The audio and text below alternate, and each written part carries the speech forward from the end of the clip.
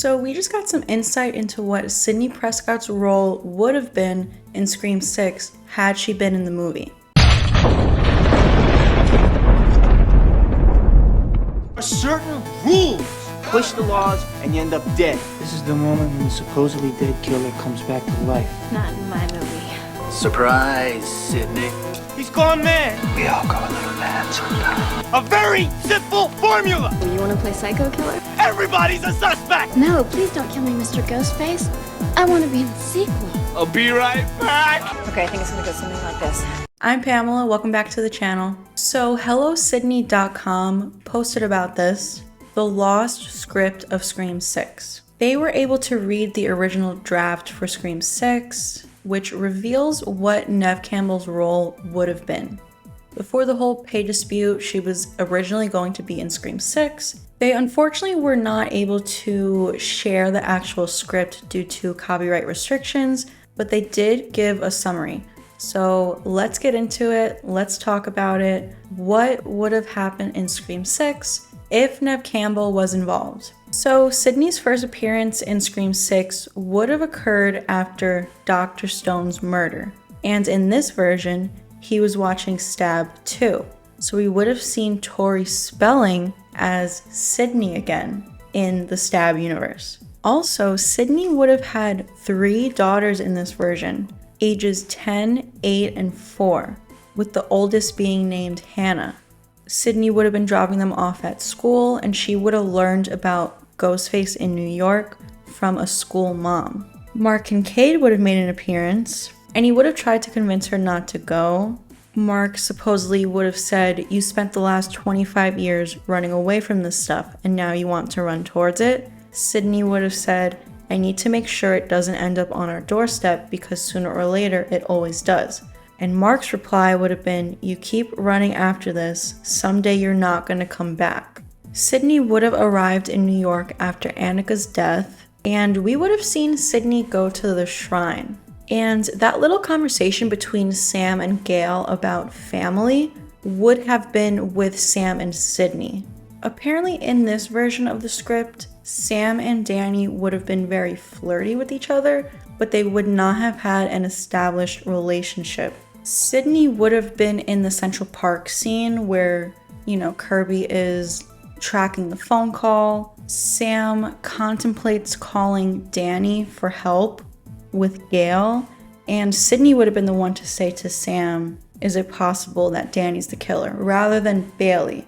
The version we actually saw, Bailey is the one who suspects Danny. After Gail's attack, the paramedics would have asked Sidney if she's family, and Sidney would have said yes, and gone to the hospital with Gail. Mark Kincaid would have called Sidney so that she could update him on Gail's condition.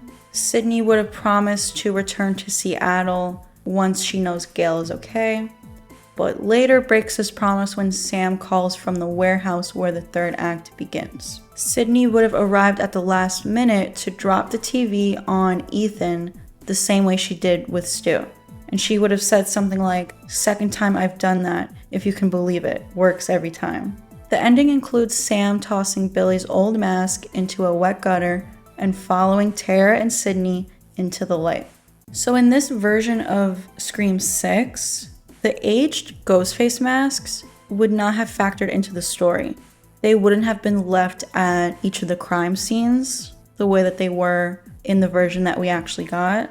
They would have actually been on display in the shrine. And the whole bodega scene would have been kind of different, and it would have kind of mirrored that Scream 2 scene with the cop car with Sidney and Hallie when they're trapped in the car. Sam and Tara would have escaped through a back door in the bodega and flagged down a taxi cab.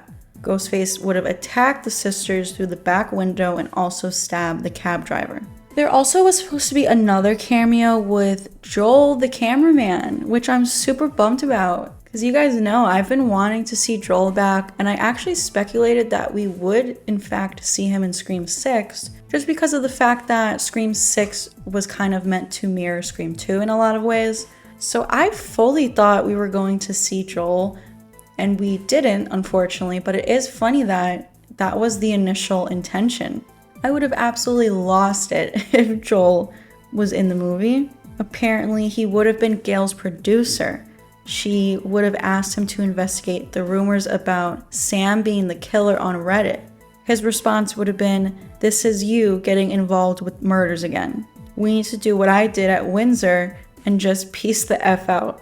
He would have called Gail to supply her with the origin post about Sam being the killer, and he would have escaped from LaGuardia Airport with a callback farewell. He would have said, "Good luck surviving your movie," or whatever the F it's about this time. Joel out. Joel is so funny. We needed that in Scream 6. Super bummed that they didn't have that.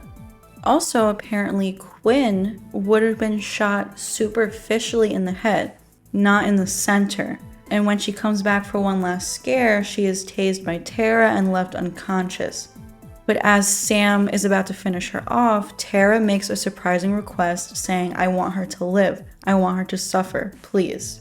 Which could have resulted in Quinn going on to be in Scream 7, like from jail.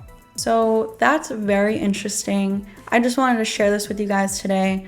As stated earlier, this is from HelloSydney.com. Definitely go check it out. I will link it in the description if you want to read the whole article, but I did give you guys the gist of it. So what do you think? Leave a comment down below. Do you wish that we got this version? Scream 6 would have been sort of similar to what we got, but a little bit different had Sidney been in it. But that's it for today. Thank you so much for tuning into another video. Please give this video a like if you enjoyed it. Please also make sure you turn on all notifications so you don't miss out on any of my future posts, future Scream theories, or future Scream 7 announcements. Any sort of update we get will be posted here to this channel, and I expect we're going to get one soon. It's been a while. Please also subscribe to the channel if you haven't already, and please also go subscribe to my second YouTube channel. And please also consider becoming a channel member here on my main channel. You will gain access to exclusive content and these fun little emojis that you can use in the comments on all of my videos or in the live chat whenever I have live streams. You can find the link to join down in the description, or you can find the join button on my channel. Thanks for watching, and I'll see you guys next time.